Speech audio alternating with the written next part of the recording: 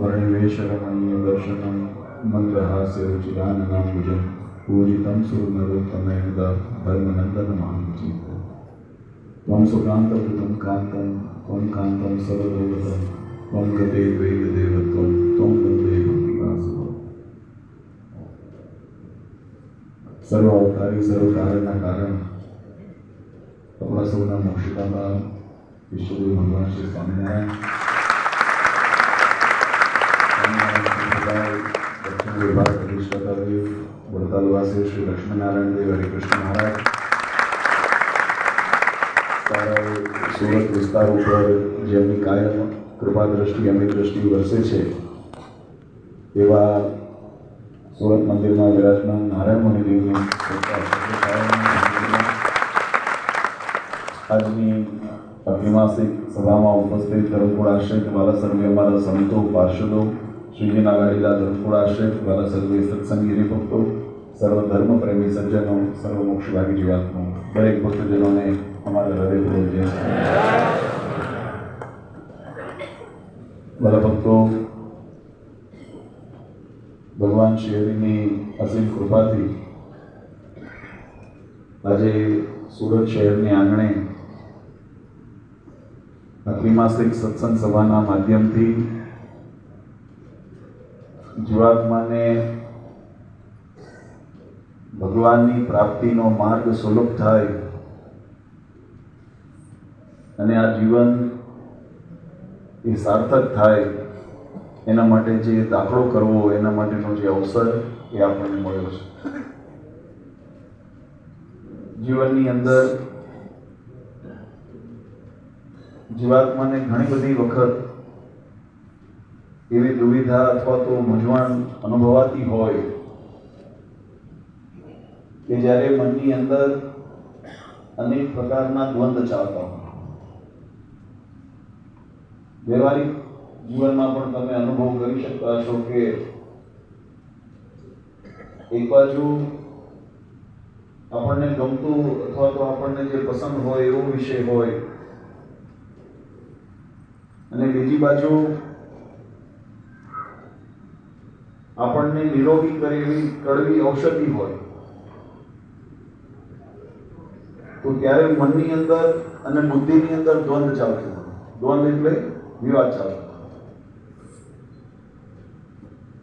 મન એમ કે મારે ભાવતું અને ગમતું ભોજન કરવું છે, પણ બુદ્ધિ તત્વ છે એના માટે ઉપર એ વિચાર કરે કે આનાથી મને લાભ થાય છે કે નુકસાન થાય છે. આટલો ભેદ છે. મનનું ધાર્યું કરવાનું જ્યારે વિચારીએ ત્યારે મન રાજી થાય, મનને સંતોષ થાય, પણ એ કાયમ લાભાન્વિત જ કરશે, એ આપણને કાયમ હિત કરતા જ હશે એવું નક્કી ન હોય છે. અને બુદ્ધિ તત્વથી જ્યારે વિચારીને પારખીને સમજણ સાથે જ્યારે વ્યવહારની અંદર કોઈ નિર્ણય લઈએ અથવા તો આપણા નિરોગી થવાના કોઈ નિર્ણય લઈએ ત્યારે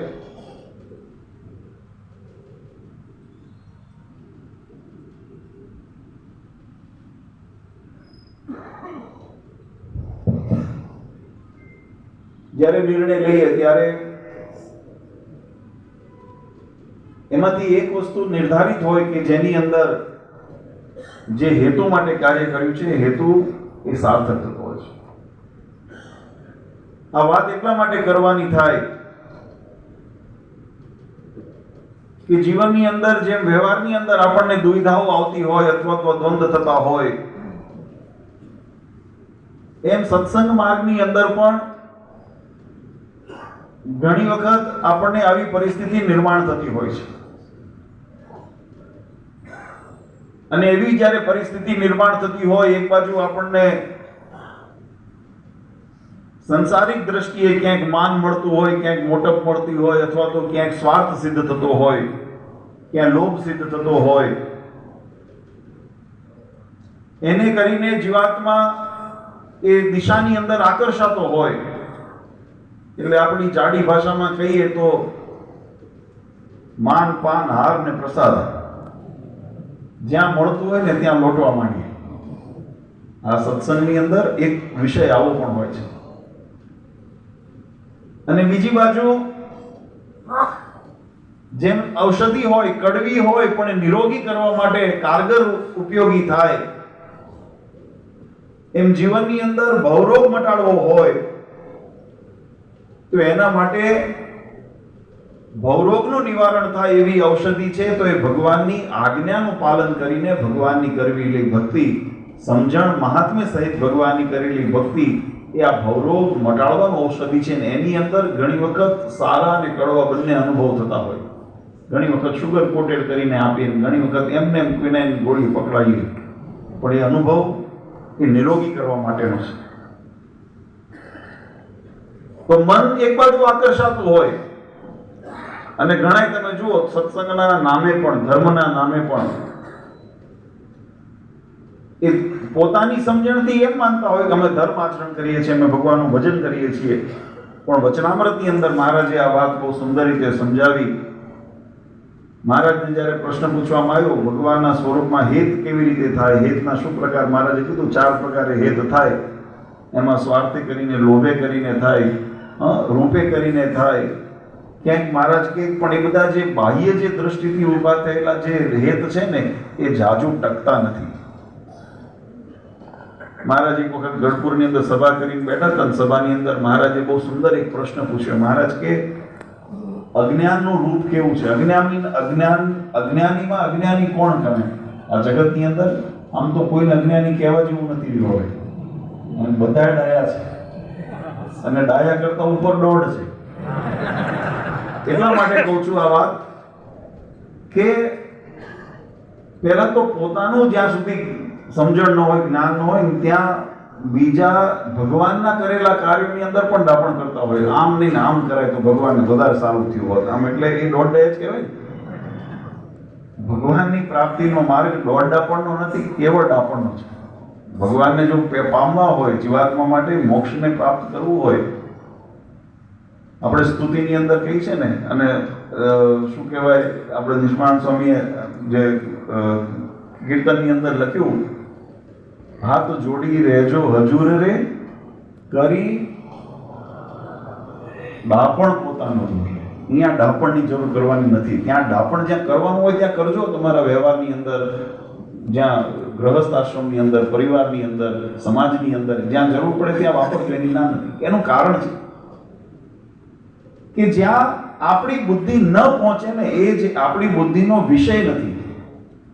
જીવને મહારાજ એટલા માટે બહુ સુંદર સ્વરૂપ બતાવ્યું. મહારાજ કે આ સંસાર જગતની અંદર અજ્ઞાનીમાં અજ્ઞાની કોણ છે? સંતોએ, હરિભક્તોએ એનો ઉત્તર કરવા પ્રયત્ન કર્યો, પણ યથાર્થ ન થયો. પછી મહારાજે એનો ઉત્તર કર્યો કે અજ્ઞાનીમાં અજ્ઞાની વ્યક્તિ, જીવ કોણ કહેવાય? તો કે જે વ્યક્તિ પોતાને મળેલી જે ઇન્દ્રિયો છે એના માધ્યમે કરીને આ સંસારના વિષયને જોવે છે અને ભોગવે છે, પણ પોતાના આત્માને જોતો નથી ને આત્માના સુખને ભોગવતો નથી. આનાથી મોટું જગતમાં કોઈ અજ્ઞાની નથી. તમે જુઓ તો જે તત્વને તમે અનુભવ કરી શકતા નથી, તમે જગતની અંદર શબ્દ, સ્પર્શ, રૂપ, રસ, ગંધ વગેરે જે આપણને આ જગતના સમાજના જે વિષયો છે, ભૌતિક વિષયો છે, એની અંદર જ સુખને માણે છે, એની અંદર જ એને રચ્યો પચ્યો છે, એને જ જોવે છે. પણ પોતાનો જે નિજાનંદ છે, એટલે નિજાનંદ એટલે પોતાના આત્માનો જે વાસ્તવિક જે સત્યરૂપ આનંદ છે, એવો આત્માનો આનંદ અથવા તો પોતાનો જે આત્માનો જે સ્વરૂપ એને નથી જોતો, નથી સમજતો, નથી એને માટે કોઈ પ્રયત્ન કરતો, તો આ જગતની અંદર મોટામાં મોટો અજ્ઞાની છે. હવે સંસારની અંદર તમે દ્રષ્ટિ કરીને જુઓ તો કદાચ આવી સમજણવાળા, મહારાજે બહુ સુંદર વાત એમાં સંતોએ મહારાજે પ્રશ્ન પૂછ્યો કે ભાઈ એવું આત્માને જોવું એવું સહેલું થોડી છે, અને જો એવું સહેલું હોત તો આ જગત આખું પોતાના આત્માના આનંદને ન માણી લે. મહારાજને સંતોએ ત્યાં તર્ક કર્યું કે જો એટલું સહેલું હોત, આ બધું સરળ નથી. એનો મતલબ કારણ કે સંસાર આખું એ માર્ગે ચાલતું નથી, અને જો એટલું ચાલવું સરળ હોત તો સંસાર આખો એ આત્માના આનંદની અંદર મોજ ન કરતો હોત. ત્યારે મહારાજે કીધું કે કદાચ જે સત્સંગની બહાર છે, જેને સત્સંગનો યોગ નથી થયો, એ આવો તર્ક કરે તો કંઈક વાત સમજાય, કારણ કે એને એની સમજણ નથી, યોગ નથી, એનું પોષણ નથી, એની પ્રાપ્તિ નથી, એટલે એવી તર્ક કરે તો એના માટે બરાબર છે, સમજી શકાય. પણ સત્સંગી થયા પછી પણ જો એમ જો પ્રશ્ન થતો હોય કે મેં મારા આત્માના રૂપને નથી જોયું અથવા તો આત્માના આનંદની મને ચિંતા નથી, તો મહારાજ કે થોડું અજુગતું લાગે છે. પણ પ્રશ્ન એ છે કે આપણે કે દિવસે પ્રયત્ન કર્યો. આ વચનામૃતની અંદર મહારાજે આ વાત સમજાવી છે.